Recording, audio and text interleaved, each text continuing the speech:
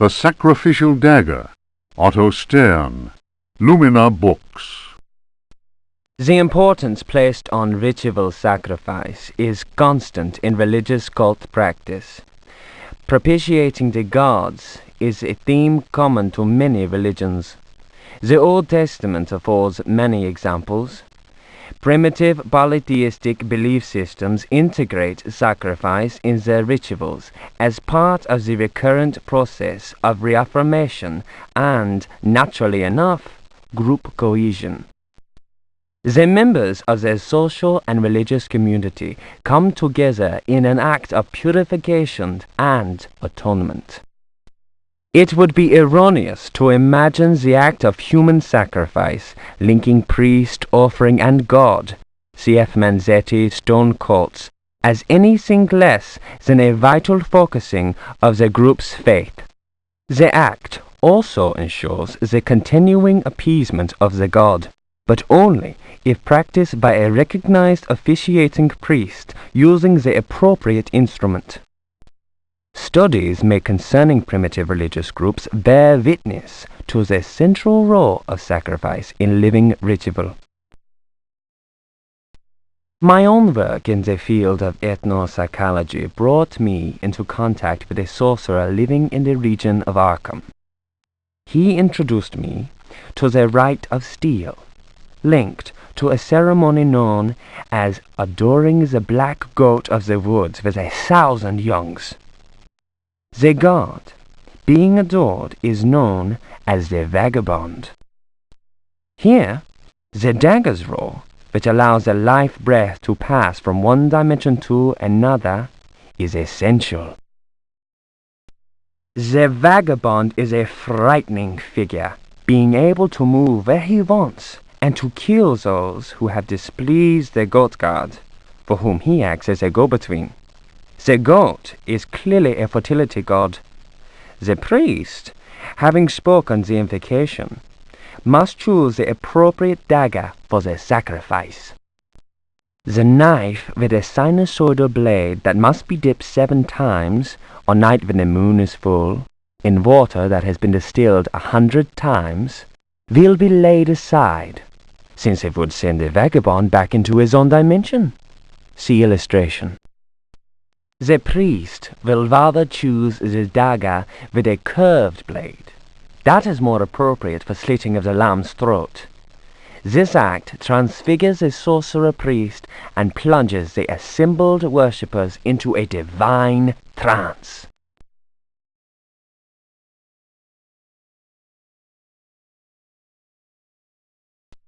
The Sons of the Sun and of the Shadows. Lieutenant Lope de Vega's account of his astounding travels to the land of the Aztecs. "Holy Christ!" cried Captain Cortez, astonished by the strange rite we beheld.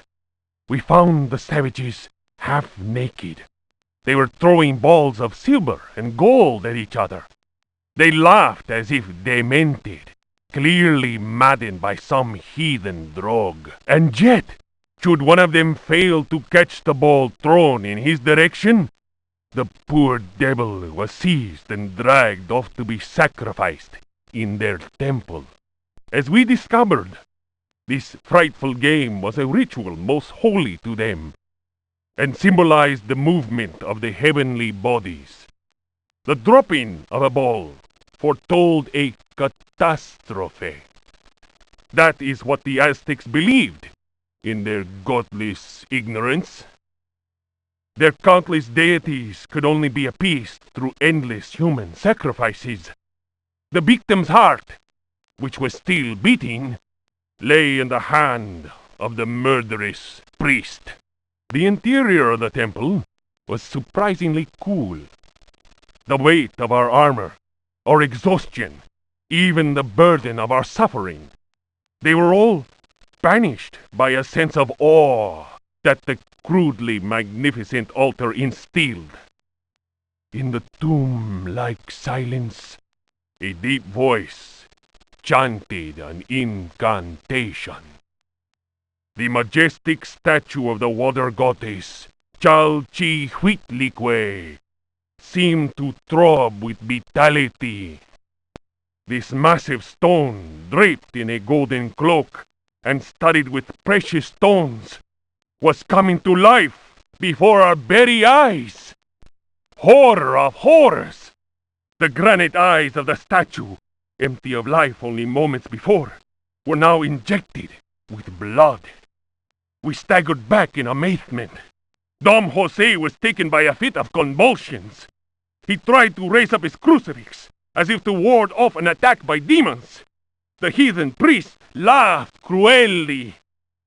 The statue's mouth cracked open in a deathly grin, bearing teeth sharpened to dagger points.